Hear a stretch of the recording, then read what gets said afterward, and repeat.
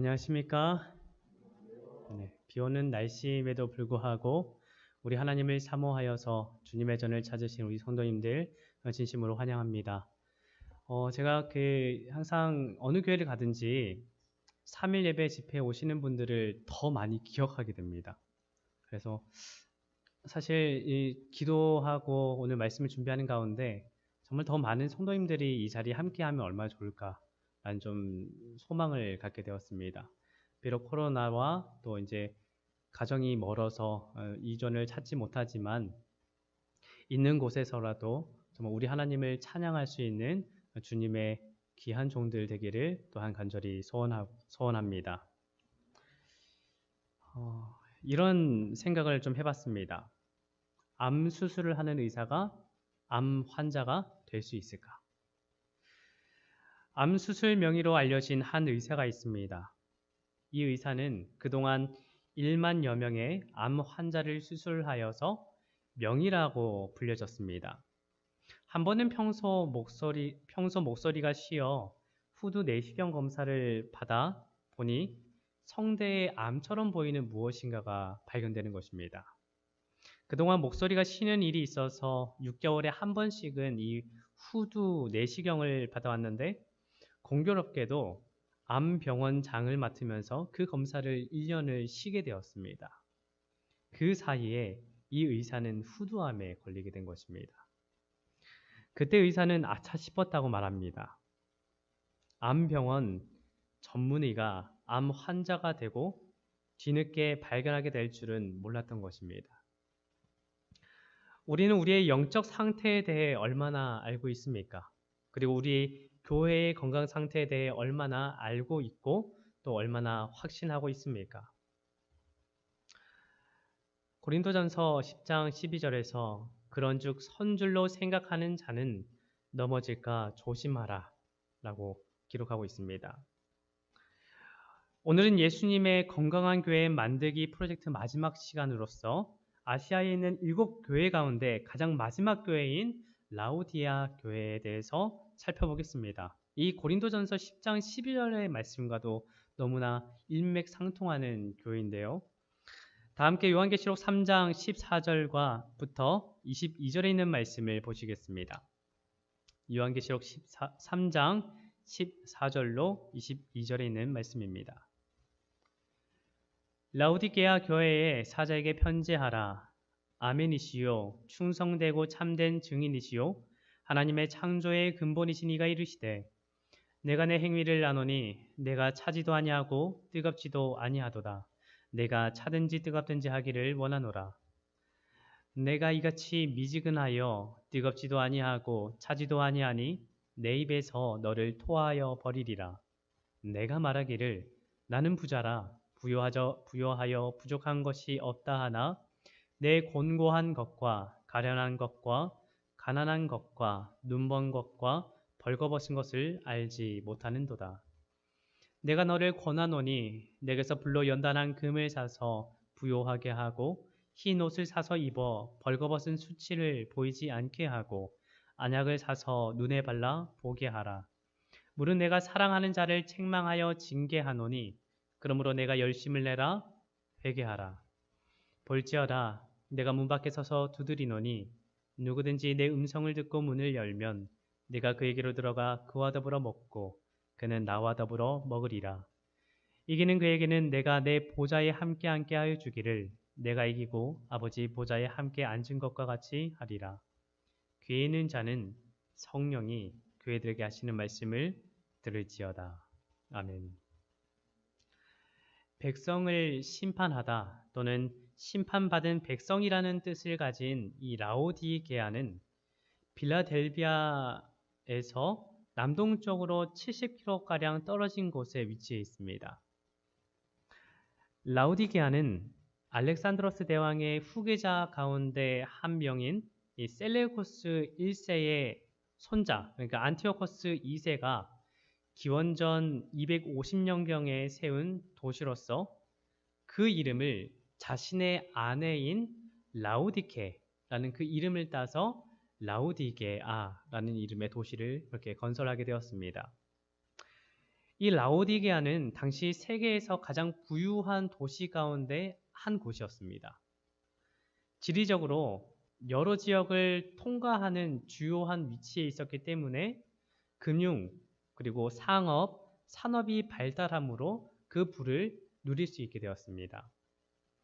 라오디게아에는 고품질의 부드러운 그리고 윤기나는 흑색 양모로 매우 유명했었는데 이 양모는 다양한 종류의 의복과 또한 양탄자를 만드는 데 사용되었고 그리고 전 세계에 수출하기도 하였습니다. 이러한 상업적 번영을 통해서 이 금융 사업도 발달하게 되고 그리고 많은 양의 금을 보유하게 된 도시가 이 라오디게아 도시입니다. 또한 이 라오디게아의 도시의 특징을 간단히 좀 살펴보면 의학으로도 상당히 발달했어요. 의학이 발달했다는 것은 그만큼 그 도시는 다른 도시보다 더 발달하고 그리고 또 부한 이들이 많이 산다는 것입니다. 특히나 귀 연고와 안약 제조에도 상당히 발달했던 도시가 어디냐면 이 라오디게아입니다. 그런데 이 라오디게아는 부에 대한 자만심이 상당히 대단하였던 도시였습니다. 지난 시간에 살펴보았던 빌라델비아 교회는 이 빌라델비아 도시는 기원후 17년경에 발생하였던 대지진으로 인해서 황제의 도움을 받아서 재건하는 그런 기쁨을 누렸습니다. 그래서 황제에게 감사함으로 도시의 이름도 바꾸기도 하고 또 황제 숭배를 하였던 도시가 빌라델비아였었는데 근데 반대로 이 라오디게아에도 지진이 있었는데 기원후 60에서 61년경에 큰 지진이 있었다고 합니다. 여러 많은 지역에서는 도시를 건설하는데 이 로마 황제를 통해서 이 보조금을 받았었는데 이 라오디게아라는 이 도시만큼은 자체적으로 해결하여서 이 도시를 재건하였다라고 할 만큼 정말 부유했던 도시가 이 라오디게아입니다. 문제는 이러한 그들이 가지고 있는 부가 오히려 그들을 유혹하고 그들을 타락하게 되는 그렇게 원인을 제공하였다는 것입니다. 라오디게아 교회는 다른 교회들과는 달리 칭찬이 없는 교회입니다. 외견상으로는 부유하고 또 교회가 건강해 보이지만 실상으로는 가난하고 건강에 적신호가 들어온 교회가 라오디게아 교회라는 것입니다. 예수님께서는 이러한 라오디게아 교회가 건강한 교회가 되기 위해서 어떻게 해야 하는지, 무엇이라고 말씀하시는지 그 내용을 오늘 좀 살펴보려고 합니다. 먼저 첫 번째, 오늘 두 가지에 대해서 살펴볼 텐데요. 첫 번째, 이 라오디게아 교회가 건강하기 위해서는 뜨거운 신앙을 가져야 했습니다. 라오디게아라고 하면 우리가 가장 먼저 떠올리는 교회의 영적인 상태는 미지근한 상태입니다. 계시록 3장 15절과 16절에 있는 말씀을 다시 살펴보면 이렇습니다. 내가 내 행위를 아노니 내가 차지도 아니하고 뜨겁지도 아니하도다. 내가 차든지 뜨겁든지 하기를 원하노라. 내가 이같이 미지근하여 뜨겁지도 아니하고 차지도 아니하니 내 입에서 너를 토하여 버리리라.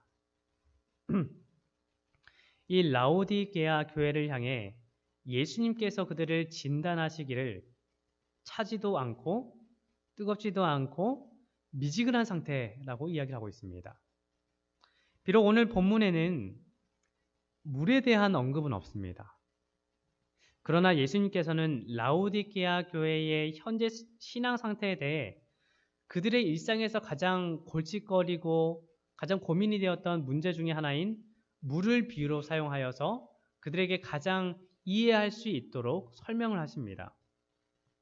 그만큼 그들이 고민하였기 때문에 이 비유를 설명하였을 때 가장 잘 와닿고 빨리 어떤 문제에 대해서 자각했을 것이라고 예수님께서 생각했던 것 같습니다. 라오디게아에는 물이 없었습니다. 물을 얻기 위해서는 가까운 파무칼레라는 도시에 보면은 그 히에라폴리스 라는 이 도시가 형성되어 있는데 거기에는 이 온천지대가 이제 형성되어서 거기서부터 이 라오디게아까지 10km 가량 되는 긴 그 수로를 만들게 됩니다. 그렇게 해서 물을 끌어서 온수를 사용했던 겁니다. 또한 이 찬물을 얻기 위해서는 그 가까운 골로새로부터 물을 얻을 수 있었는데, 근데 그 파무칼레라는 도시와 또 이 골로새라는 도시에서 물을 갖고 왔을 때에는 뜨거운 물이든지 차가운 물이든지 미지근하게 바뀐다는 것입니다. 이와 같이 예수님께서는 라오디게아 성도들의 믿음의 상태도 이 물의 변화처럼 미지근한 상태라고 말씀하시는 것입니다. 자, 그렇다면 그들은 어떻게 차지도 않고 뜨겁지도 않은 신앙으로 그런 신앙생활을 하게 되는 것일까요? 확실한 목표가 있는 사람은 그 목표를 위해서는 정말 노력을 다합니다. 일반적으로 사람들을 움직이게 하는 목표가 있는데 그것이 뭐냐면 돈이에요. 돈을 벌기 위해선 사람들은 시간과 어떤 노력을 투자하기를 아끼지 않습니다.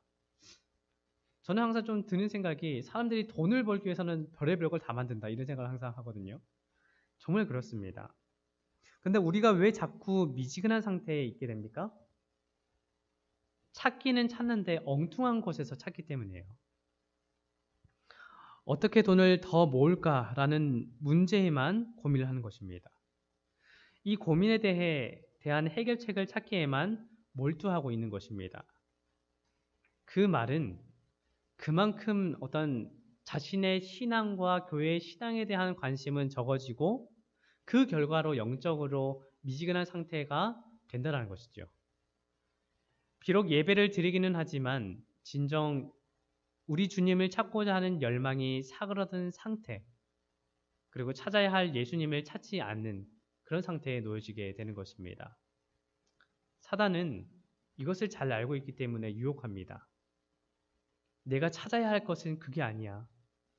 내 상황을 한번 봐봐. 지금 고민해야 할 것이 이렇게도 많고 힘써야 할 것들이 이렇게 많잖아. 먼저 먹고 살아야 하잖아. 다른 것들은 나중에 해도 돼. 지금 처해 있는 이 상황이 우선이야. 예수님의 처방책이 어떤 질병에 대한 처방책이 다르면 문제는 해결되지 않습니다. 잘못된 약으로는 치료할 수가 없다는 거죠. 감기에 걸려서 약을 찾는데 감기약이 아닌 다른 약을 먹으면 치료를 받을 수 있겠습니까? 안 되잖아요. 미지근해지는 병에 걸린 교회에게 맞는 약은 오직 예수 그리스도밖에 없습니다. 뿐만 아니라 모든 만병의 해결책도 사실 예수 그리스도밖에 없습니다. 그분만이 참된 치료제가 됩니다. 그분을 진실한 소망 가운데서 만나야 하는 것입니다. 사실 이 라오디게아 교회도 처음에는 열성이 있었던 교회였던 것 같아요. 그것을 어떻게 좀 알 수 있냐면 라오디게아라는 도시에 물이 없다고 했잖아요.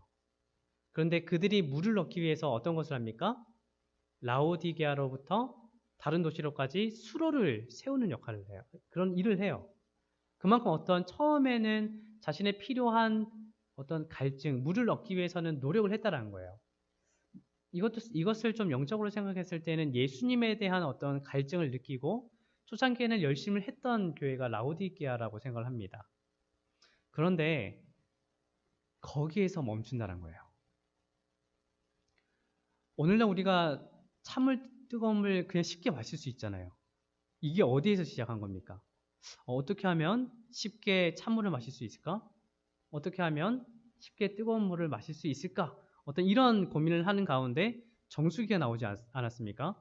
근데 저는 좀 생각하기에 이 라오디게아의 사람들도 조금만 더 고민을 했다면 정수기는 아니더라도 미지근한 물뿐만 아니라 따뜻한 물 그리고 시원한 물도 충분히 얻었을 거라고 생각해요. 근데 그러한 노력이 없었던 교회가 도시가 라오디게아가 아니었나 그런 생각을 좀 잠시 하게 됩니다. 미지근한 상태는 열심을 잃고 세상과 타협하여 초래된 무관심과 자기 만족 상태에 빠지는 것을 상징합니다. 지금 문제가 없다고 해서 혹은 문제가 해결되었다고 해서 바쁜 일상으로 자신의 건강을 관심 있게 보고 체크하지 않으면 어느 순간에 갔을 때는 정말 건강에 대해서 손 쓸 수 없을 상태에 놓여지게 됩니다. 교회도 마찬가지죠. 정말 우리가 어떤 라오디게아가 가지고 있던 그 미지근한 신앙에서 좀 벗어나는 그런 것들이 좀 필요하다라는 것입니다. 만약에 이런 신앙, 그러니까 무관심, 그리고 자기 만족의 상태가 계속해서 이어지게 되고 미지근한 신앙에 이어지게 될 때 예수님께서는 무엇이라고 말씀하셨냐면 요한계시록 3장 16절에서 내가 이같이 미지근하여 뜨겁지도 아니하고 차지도 아니하니 내 입에서 너를 토하여 버리리라 라고 말씀하셨어요.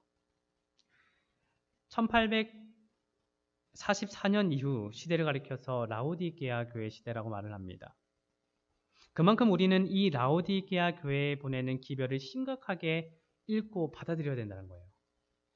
왜냐하면 마지막 때에 사는 성도들의 위기는 무엇보다도 그들의 미지근한 신앙 상태에서 일어나기 때문이에요.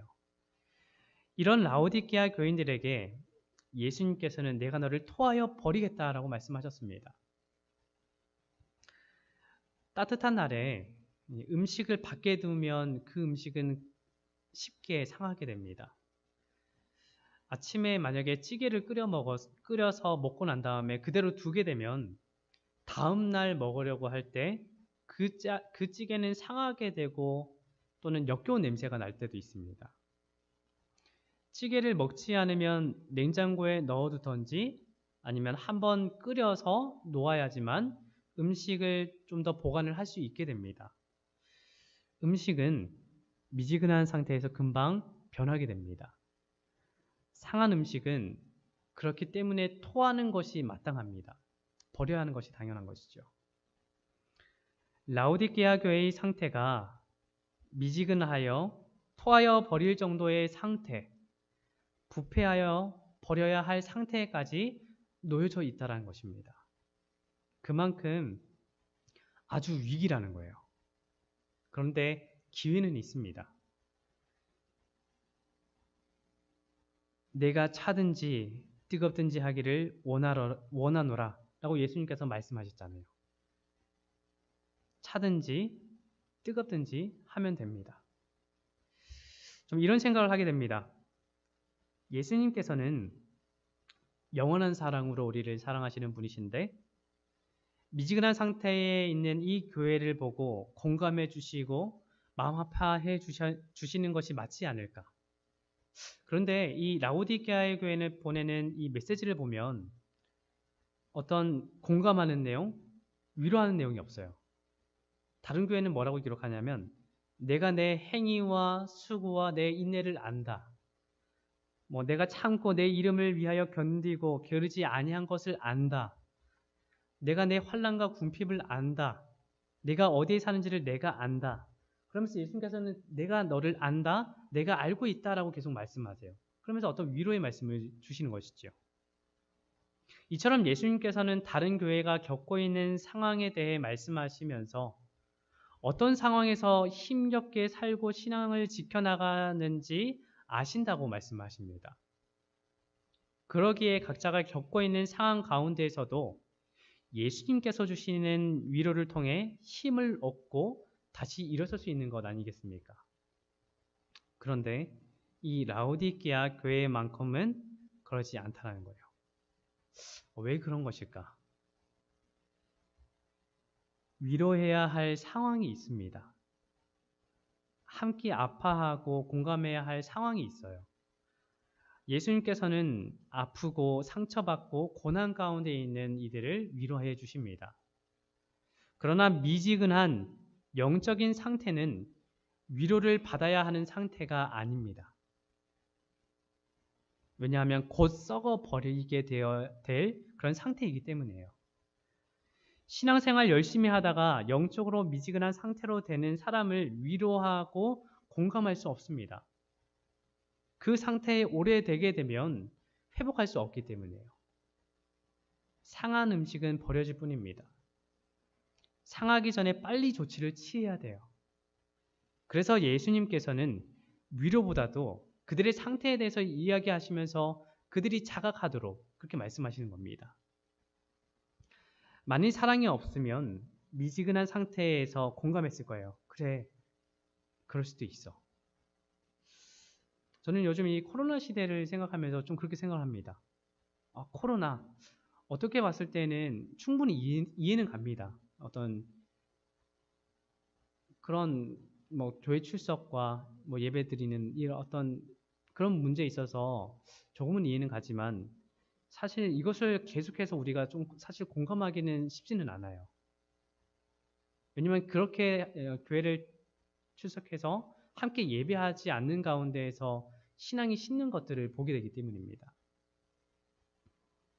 때로는 달콤한 위로가 사랑이 아닐 수도 있습니다.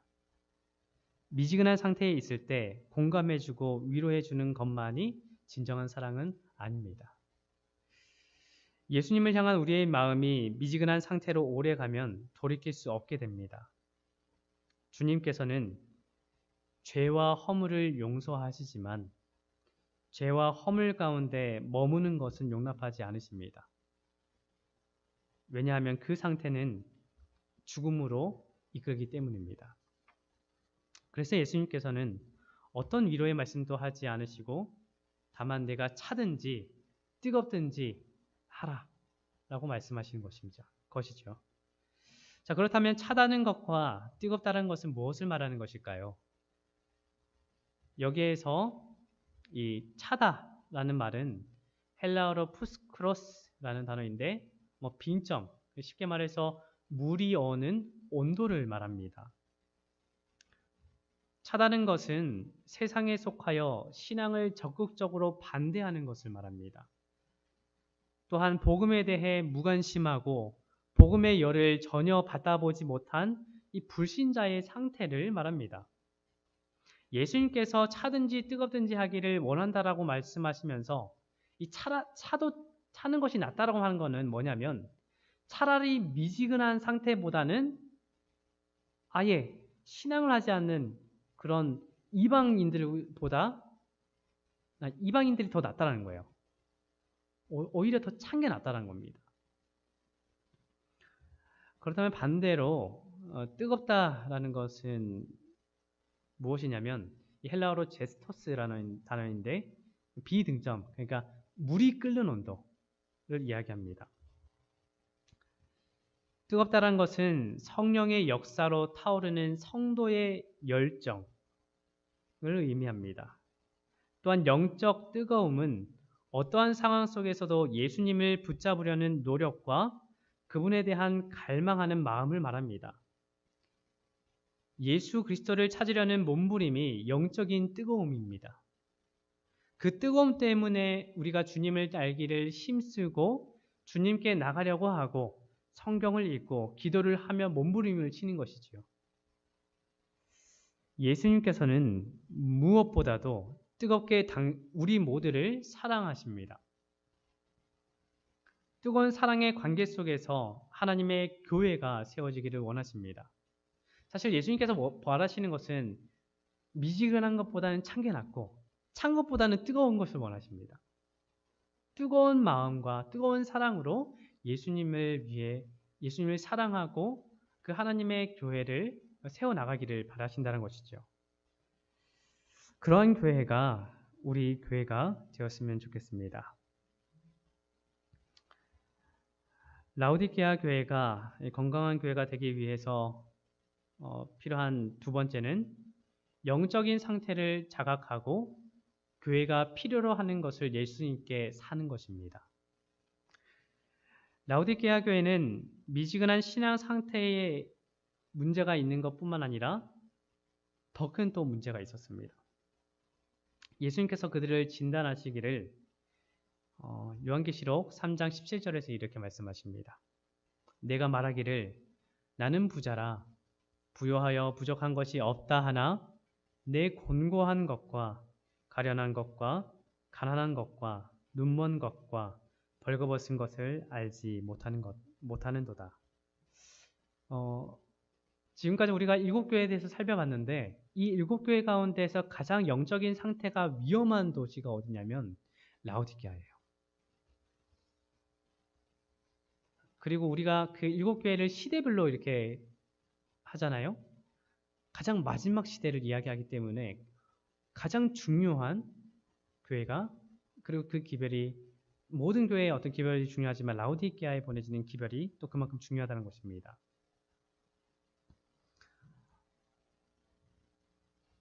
교회가 어떤 영적인 자기 만족에 빠지고 교만에 빠지게 되면 자기 자신을 올바로 판단하지 못하게 됩니다. 저는 좀 교회에 때로는 이 절망이 필요하다고 생각합니다. 이 라오디게아가 사실 절망적이었거든요. 근데 이 절망이 있을 때는 사실 희망을 보게 됩니다. 예수님께서는 라오디게아 교회의 실제적인 영적 상황의 그 참담함을 5개의 형용사로 좀 표현을 하는데, 곤고하고 가련하고 가난하고 눈멀고 또 벌거벗은 것으로 이야기를 합니다. 이 영적으로 가난한데 자신을 부자로 여기는 영적 소경의 상태에 놓인 교회가 이 라오디게아 교회였습니다. 라오디게아는 이 서문화 교회와 정말 다른 모습을 갖고 있어요. 서문화 교회는 가난하였지만 부유한 교회였습니다. 그러나 라오디게아는 부하지만 가난한 교회였습니다. 그래서 그들은 영적으로 어떠한 상태인지 올바로 파악하지 못하고 그들의 죄된 모습을 보지 못하였습니다. 이와 마찬가지로 선악을 식별할 수 없으며 진리와 오류를 구별할 수 없었던 교회가 라오디게아 교회입니다. 다 그렇지는 않겠지만 부하면 부할수록 하나님과 멀어지게 되고 가난하면 가난할수록 하나님께 더 가까워지게 됩니다. 하나님께서 재림교회에 주신 축복 가운데 하나는 예언의 신입니다. 그런데 이 예언의 신을 통해 더욱 말씀에 가깝게 되고 영적인 풍요를 누릴 수 있게 됩니다. 그런데 많이 가졌지만 그런데 그것은 내 것이 아닐 때가 있습니다. 우리 이제 각자 집에 보시면은 예언의 신 많이 꽂혀 있죠. 혹시 그 가운데 얼마나 많은 그 예언의 신을 읽으셨습니까? 책은 읽어야 자신의 것이 됩니다. 냉장고에 먹을 것이 많이 있다고 해도 그것을 먹지 않으면 내 것이 아닙니다. 오히려 썩어서 음식물이 되는 거죠. 음식물 쓰레기가 되는 것이죠. 풍요로움이 오히려 독이 될 수도 있습니다. 우리는 얼마나 라오디게아 교회화 되어가고 있습니까? 라오디게아 교회를 향해 예수님께서는 이러한 치료책을 내리십니다. 계시록 3장 18절입니다. 내가 너를 권하노니 내게서 불로 연단한 금을 사서 부요하게 하고 흰 옷을 사서 입어 벌거벗은 수치를 보이지 않게 하고 안약을 사서 눈에 발라 보게 하라. 예수님께 사야 하는 것이죠. 근데 이 산다라는 개념이 사실 이 라오디게아의 도시에 있어서는 좀 잘 어울리는 어떤 표현인 것 같아요. 산다라는 것은 그만큼 어떤 가치가 있기 때문에 사는 거잖아요. 가치가 있기 때문에 투자를 한다는 것입니다. 예수님께서는 라오디게아 성도들에게 3가지에 대해서 말씀하세요. 그것을 사라고 말씀하십니다. 금과 옷과 그리고 안약입니다. 이 도시에는 금과 옷과 안약이 넘치는 곳입니다. 결코 부족하지는 않습니다. 그런데 그들이 가지고 있는 그것들로는 그들의 상태를 회복할 수 없습니다.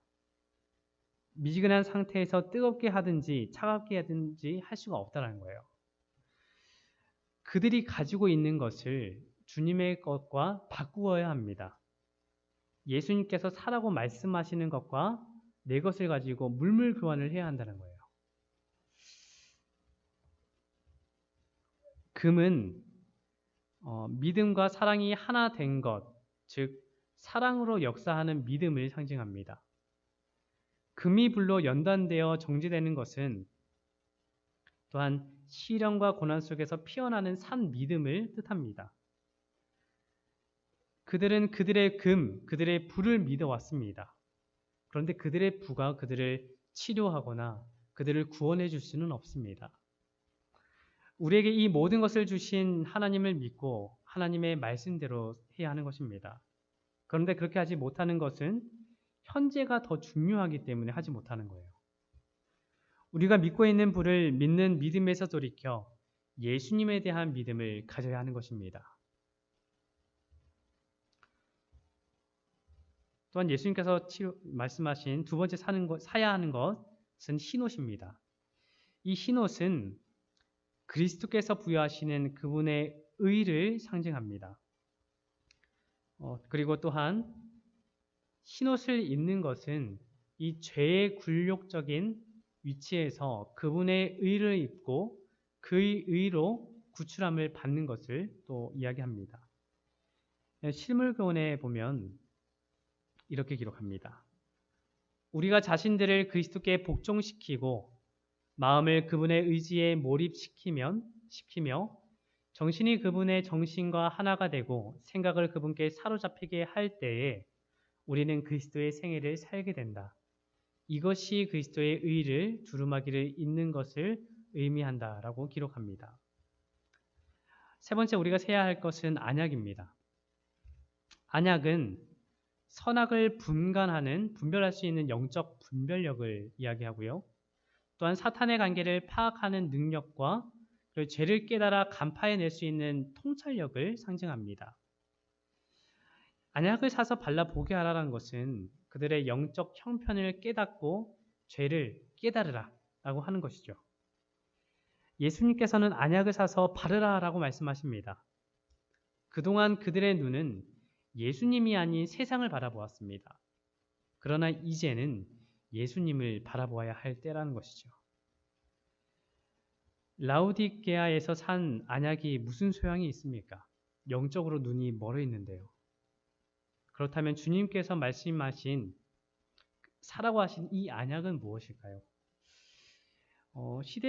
시편 119편 105절에 보시면 주의 말씀은 내 발의 등이요 내 길의 빛이니이다 라고 기록합니다. 어떤 그 안약이라고 한다면 그분의 말씀을 좀 이야기하는 것이죠. 그의 말씀을 통해서 얻는 어떤 영적인 식별력. 주님께 산 안약을 발라 우리가 어떠한 상태인지를 보아야지만 우리가 그 문제를 발견하고 올바로 설 수 있게 됩니다. 그리고 더 나아가 우리 안에 소망이 없음을 깨닫고 우리의 소망 되시는 예수 그리스도를 바라볼 수 있게 되는 것입니다. 예수님께서는 어떤 교회보다도 이 라오디게아 교회를 책망하셨어요. 19절에 보시면 왜 책망하셨을까? 물은 내가 사랑하는 자를 책망하여 징계하노니 그러므로 내가 열심을 내라 회개하라. 예수님께서 라오디게아 교회를 책망하셨던 주된 이유는 그 교회를 사랑하셨기 때문이에요. 히브리서 12장 6절에서 또 이렇게 기록합니다. 주께서 그 사랑하는 자를 징계하시고 그가 받아들이시는 아들마다 책찍질 하심이라. 책망 없는 사랑은 있을 수가 없습니다. 이렇게 저희가 총 7교회에 대해서 좀 살펴봤습니다. 사실 7교회에 대한 기별은 더 연구하고 더 살펴봐야 돼요. 제가 이제 건강한 교회 만들기라는 그런 주제로 말씀을 선택해서 준비를 하였기 때문에 제가 이 전하는 메시지는 거기에만 포커스를 두었기 때문에 아직까지 발견하지 못하고 우리가 더 깨달아야 하는 기별들은 더 많이 있습니다. 대구로 돌아가셔서 다시 한번 에베소 교회부터 라오디게아 교회까지 있는 그런 어떤 말씀들을 잘 살펴보시고 연구를 하여서 어떻게 이 교회들을 통해서 우리에게 어떤 교훈을 주는지를 더 깊게 깨달아서 우리 강남중앙교회를 더욱 건강하고 또 주님께서 바라시는 교회로 세워나가는 우리 모두가 되었으면 좋겠습니다. 미지근한 신앙에서 뜨거운 신앙으로 또 영적 빈곤에서 벗어나 예수님 것으로 채움받으면 건강한 교회가 될 수 있습니다. 그런 교회가 우리 교회가 되길 바라며 말씀을 드리겠습니다.